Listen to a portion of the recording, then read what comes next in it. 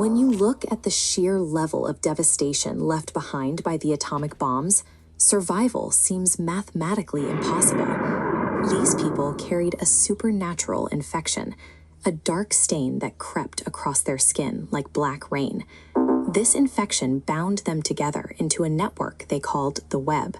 When one person feels absolute terror, the connection violently snaps taut, forcing every other survivor to experience that exact agony simultaneously. A small fraction of this group has sought refuge together. They are huddled inside a ruined traditional Japanese temple, hoping its ancient walls might offer some protection from the escalating anomalies manifesting around them. Inside the temple courtyard, the hauntings escalate without warning. As the man approaches, his feet hit the stone with a heavy, wet impact, leaving behind glistening footprints of blood and ash. The nightmare now carries physical weight.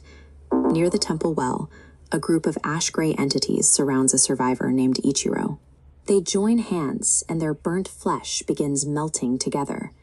Within seconds, they form a continuous, fused ring of dead matter. The entities look at each other, and in unison, their jaws unhinge.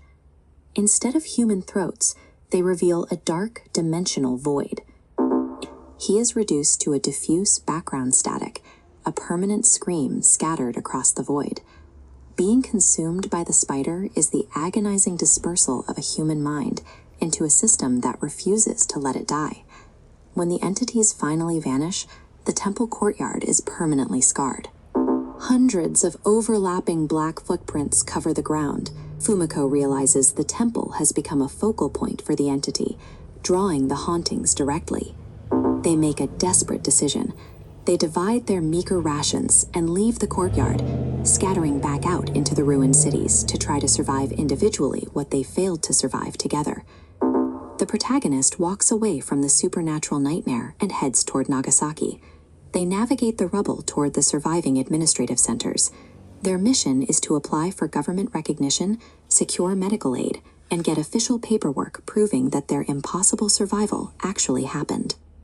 They face a bespectacled official sitting at a desk, the rigid, emotionless face of the government. With a few keystrokes and red stamps, the system disassembles a survivor's identity and historical truth, reflecting the way dimensional geometry scattered Ichiro. Sometimes a monster is a man in a tailored suit, sitting behind a desk, telling you with perfect politeness that your suffering does not qualify for recognition. Living through an event the world refuses to record means being erased while you are still breathing.